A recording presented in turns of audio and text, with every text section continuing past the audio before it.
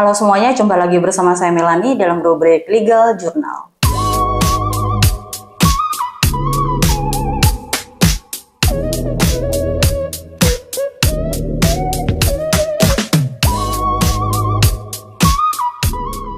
Pembahasan kali ini saya akan menjelaskan tentang aset waris yang harusnya dibagikan, tetapi objek warisnya ini berada di dua provinsi berbeda. Jadi pertanyaannya, apakah pengadilan yang dituju bisa menyelesaikan pembagian warisan untuk semua aset-aset tanah yang terletak di dua provinsi? Dalam hal ini, penanyaannya ini dari asetnya itu ada di Sumatera Barat dan juga Pekanbaru. Mohon penjelasannya. Pembagian warisan tidak akan menjadi isu besar atau tidak akan menimbulkan masalah apabila seluruh ahli waris mengerti dan tahu akan posisi dan kedudukannya di mata hukum. Artinya bahwa kalau memang ahli waris atau dalam hal ini pewaris meninggalkan ahli waris yang beragama Islam, maka mereka tunduk pada hukum Islam dengan segala aturan yang berlaku, dan apabila memang non-Islam, maka mereka tunduk pada undang-undang hukum perdata. Dan kalau seluruh ahli waris mengerti dan memahami konsep ini, maka sebenarnya pembagian warisan tidak akan menimbulkan masalah. Hanya saja ada beberapa ahli waris yang sering merasa bahwa dia lebih berhak daripada ahli waris yang lain untuk memperoleh bagian warisan tertentu. Atau mungkin selama ini dia menguasai warisan atau objek warisan itu dan kemudian untuk melakukan pembagian, dia enggan atau bahkan tidak mau untuk melakukan pembagian warisan kepada ahli waris lain yang memang mempunyai hak atas warisan tersebut. Nah, proses pembagian waris kalau memang ternyata secara musyawarah atau secara kekeluargaan tidak bisa dilakukan, maka proses pembagian waris harus terlebih dahulu dilakukan melalui gugatan pembagian waris atau gugatan objek sengketa waris di pengadilan negeri atau pengadilan agama. Ketika kita berbicara tentang pembagian warisan atau dalam hal ini gugatan sengketa waris, maka kita harus mengajukan atau mendaftarkannya di pengadilan negeri tempat pewaris meninggal dunia atau tempat objek warisan itu berada. Nah, bagaimana kalau ternyata ada di dua provinsi, maka kita akan memilih salah satu provinsi gitu ya, salah satu tempat objek sengketa di mana itu adalah tempat meninggalnya pewaris. Nah, nanti kemudian di dalam gugatan itu kita wajib untuk menuliskan secara detail dan secara lengkap seluruh data dari ahli waris. Nah, kalau memang ternyata surat keterangan hak waris sudah dibuat sebelum masalah ini terjadi, artinya bahwa surat keterangan hak warisnya sudah ada nih. Tapi kemudian ada pembagian dalam proses pembagian waris baru ada ahli waris yang tidak setuju. Nah, kalau memang sudah ada surat keterangan hak waris, maka itu akan lebih memudahkan pengadilan gitu ya, atau dalam hal ini majelis hakim untuk kemudian memutuskan siapa saja yang menjadi ahli waris. Tetapi kalau memang ternyata di dalam prosesnya itu surat keterangan hak waris juga belum dilakukan atau belum dibuat di hadapan notaris atau di kelurahan, maka yang perlu diperhatikan terlebih dahulu adalah kita perlu menjelaskan di dalam gugatan itu bahwa ada ahli waris yang ditinggalkan oleh pewaris dan seluruh ahli waris harus dicantumkan atau ditulis di dalam gugatan tersebut. Kenapa harus ditulis di dalam gugatan secara lengkap? Karena apabila kita menyembunyikan atau tidak menuliskan salah satu saja ahli waris, maka itu bisa menjadi masalah lain atau bisa menimbulkan masalah baru, yaitu masalah pidana, di mana kamu yang adalah saudaranya tahu bahwa kamu punya saudara X misalnya, tapi kemudian kamu tidak menuliskan nama X di dalam gugatan tersebut, hanya namanya A, B, dan C gitu ya. Jadi contohnya anaknya ini ada 5 nih, A, B, C, X, dan Y gitu ya. Y ini kemudian mengajukan gugatan, tapi karena dia saking membenci si X gitu ya, maka yang dia tulis adalah ahli waris itu adalah 3 aja, A, B, dan C. Dan dia gitu ya, dan Y. Jadi hanya ada 4 orang, tetapi si X ini tidak dituliskan. Nah, ketika kita tidak memasukkan atau kita tidak mengikutkan salah satu ahli waris dalam gugatan perdata, maka bisa saja gugatan yang sudah kita daftarkan, putusan yang mungkin juga sudah kita peroleh, itu bakal batal demi hukum karena ada satu ahli waris yang tidak dimasukkan di dalam gugatan tersebut. Maka supaya tidak berbelit-belit atau tidak menimbulkan masalah baru, dan tidak ada hal lain yang kemudian kita tidak ungkapkan karena itu juga bisa masuk dalam penipuan, maka akan jauh lebih baik kita terbuka dan menjelaskan secara detail dan secara terbuka di hadapan pengadilan atau di hadapan majelis hakim. bahwa ahli warisnya secara keseluruhan adalah A, B, C, X, dan Y gitu. Nah, kalau seandainya salah satu meninggal, maka yang menjadi ahli waris dari yang sudah meninggal ini adalah anaknya atau dan juga istrinya gitu. Nah, nanti itu harus disebutkan dan harus dituliskan. Sehingga nantinya ketika di dalam gugatan itu kita akan meminta kepada hakim untuk menyatakan bahwa memang ahli waris itu adalah kalian semua gitu ya yang ada di dalam permasalahan itu.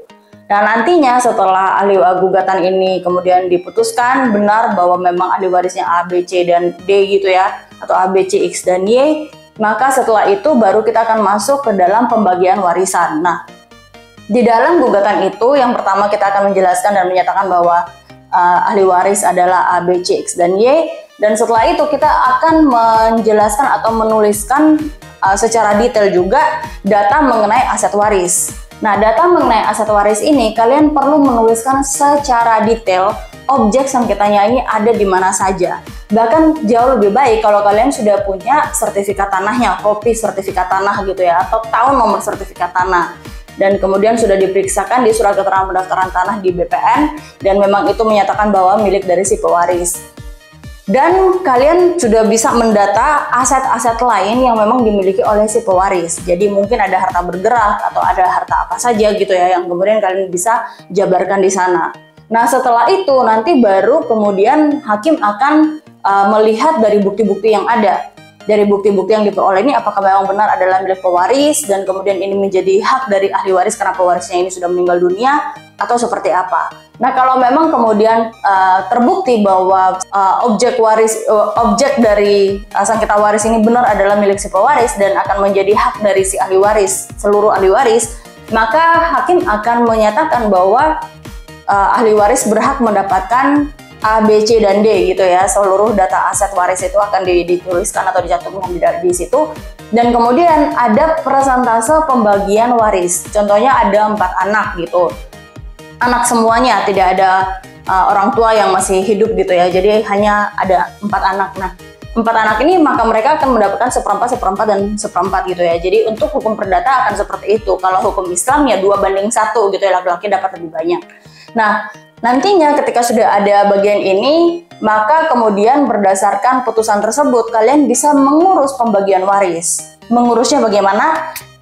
Hal pertama yang akan kalian lakukan adalah memberi surat somasi kepada seluruh ahli waris untuk berkumpul atau mengundang mereka untuk berkumpul dan musyawarah lagi berdasarkan putusan ini kalian mau pembagiannya seperti apa. Nah, apabila seluruh ahli waris ini tahu konsekuensi dari putusan pengadilan itu adalah harus melaksanakannya sesuai dengan putusan, maka secara sukarela harusnya mereka juga setuju dan sepakat untuk pembagian warisan itu dilakukan sesegera mungkin berdasarkan putusan pengadilan.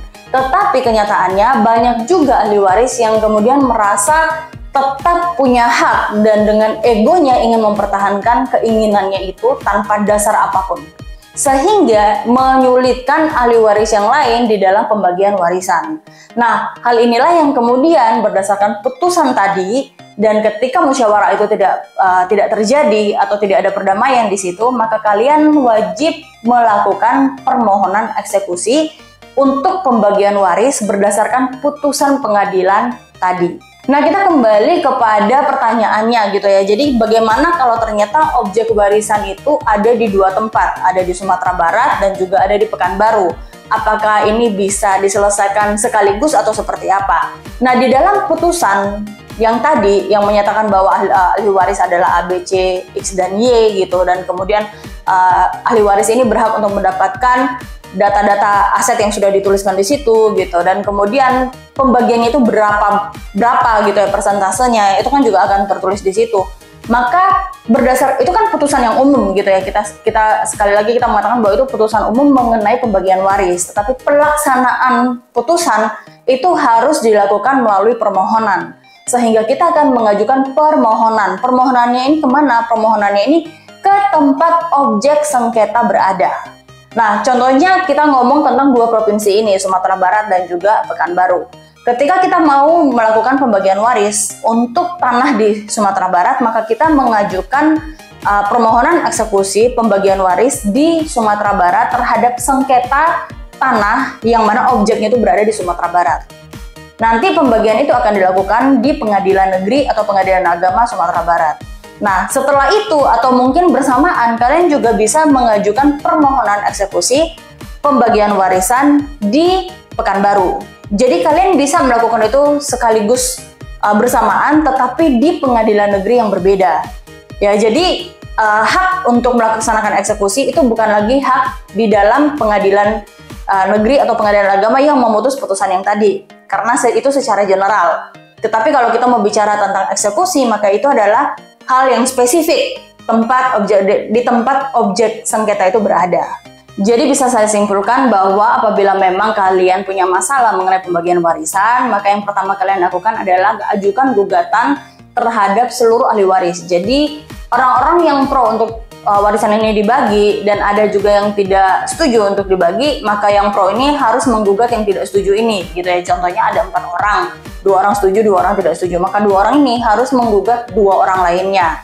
Nah, untuk kemudian dibagikan 4 orang ini, gitu ya. Nah, nanti ketika 2 orang ini mengajukan gugatan, 2 ini tidak setuju, di dalam putusan pengadilan ternyata menyatakan bahwa 4 orang ini punya hak yang sama untuk mendapatkan warisan dan punya pembagiannya itu sebagai berikut bla bla bla, gitu ya. Dan kemudian nanti berdasarkan putusan itulah kalian bisa mengajukan permohonan eksekusi ke pengadilan negeri tempat objek sengketa waris atau objek waris itu berada. Oke, demikian yang bisa saya jelaskan. Semoga ini bisa membantu kalian semua untuk mendapatkan manfaat dari apa yang saya sampaikan. Sampai jumpa di video berikutnya. Salam keadilan.